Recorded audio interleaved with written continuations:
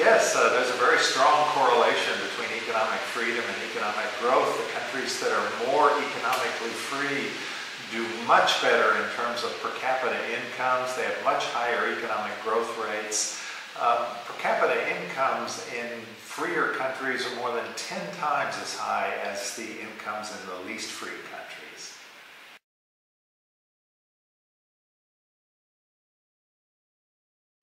They all weigh equally on the score, but that doesn't mean they're all equally important for any given country. But it's different from country to country. I always tell people that the score in which the area in which their country scores the worst, the lowest, that's the most important for their country, because that's where they can make the most improvement and see the most dramatic gains in prosperity.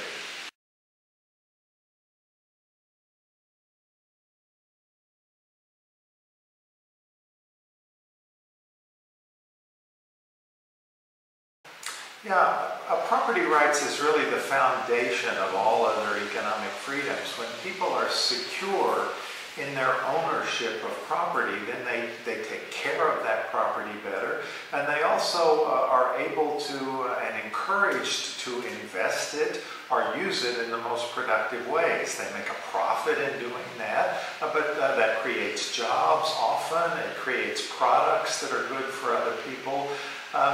When you have government ownership, no one really is responsible for the control of the property.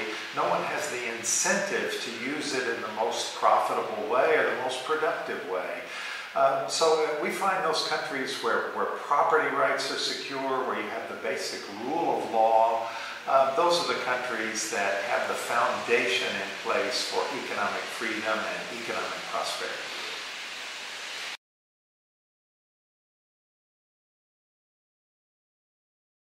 Well, the most dramatic gains have been in the countries of the former Soviet Union, Eastern Europe, and the former Yugoslavia.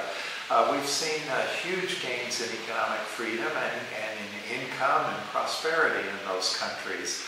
So we see that part of Europe doing very well indeed over the 15 years. There have also been dramatic gains in other areas. There are Asian Pacific countries that do very well. If you look at a map of the world, the countries that rim the Pacific Ocean have very high levels on average of economic freedom.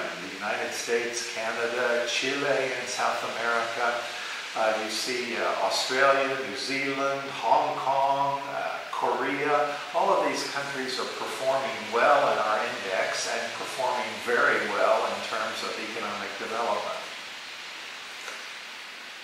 As to Far East and other developing countries? Well, there are countries in every region that show high levels of economic freedom and high levels of development.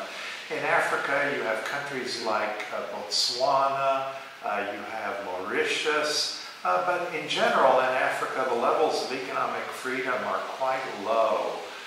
There's a lack of property rights, there are high levels of corruption, and these two factors in particular really hold those countries down.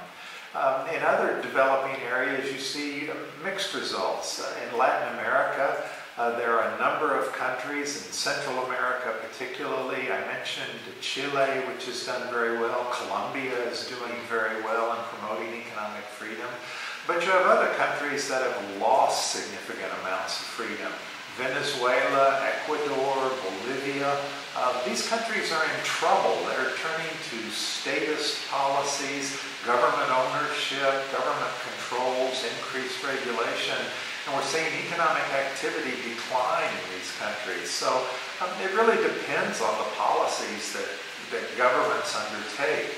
Those that allow their citizens more freedom, promote economic development, and do a better job.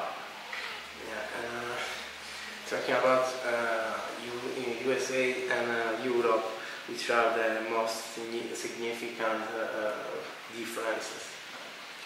Well, the United States has been relatively stable in terms of economic freedom over the life of the index. Although this year the United States had the largest decline in economic freedom of any of the 20 largest economies in the world.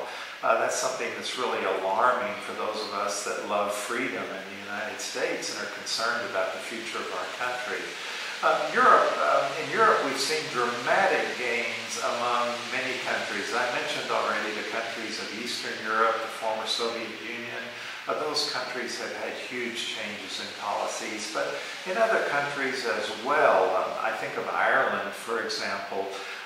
We've seen dramatic changes where they have chosen to lower tax rates, to decrease business regulation, to allow corporations greater freedom to invest.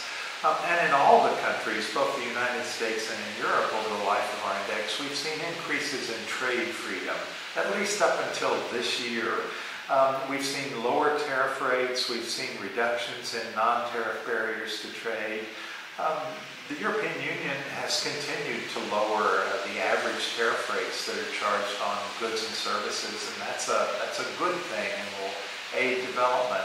The United States right now, there's a lot of rhetoric, a lot of talk about protectionism, and that's of great concern because economic prosperity throughout the world over the last 20 or 30 years has been built on the freeing of trade more than on any other factor.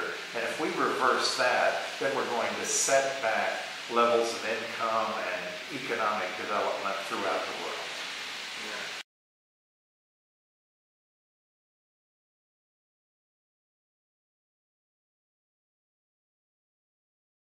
That's absolutely right.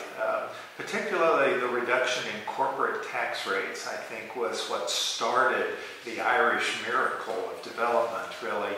But you saw them increase labor freedom. They reduced the restrictions on hiring and firing workers in Ireland. Ireland has the highest score of any European country. It ranks 5th overall in our index. So it's an amazing record of progress and achievement there. Many European countries have dramatically reduced income tax rates, particularly on corporations. And in many cases, we've seen the institution of flat tax rates in European countries. And those countries that have taken that step, it's a brave step for a government to reduce its tax rates.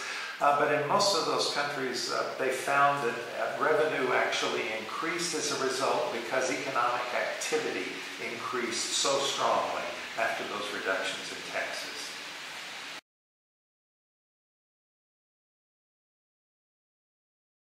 Well, first of all, China is growing relatively fast, but from a very low level.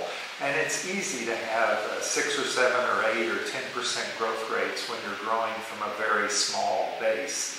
Much harder for a developed country like Italy or the United States or any of the richer countries to grow at that fast a rate. A 2 or 3% rate is considered good for a developed economy. China hasn't had any significant economic reform for over 30 years, really, since the time of Deng Xiaoping. He instituted some significant market reforms, but China still is a very highly controlled economy. They control their exchange rates. They run a mercantilist policy, promoting exports, trying above all to create jobs for the massive influx of population into the Chinese cities. I think that drives their economic policy more than anything else. We need China to develop an internal market. We need it to have more balance in its economic activities. Chinese people need to be allowed to become consumers as well as producers. And then we'll have a better balance in the flow of goods and services and capital among all the countries of the world.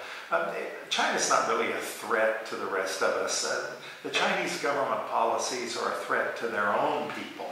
They're holding down consumption and levels of economic prosperity in China through their policies, and it's to everybody's benefit for the Chinese people to prosper and for the benefits of their growth to be spread throughout their population.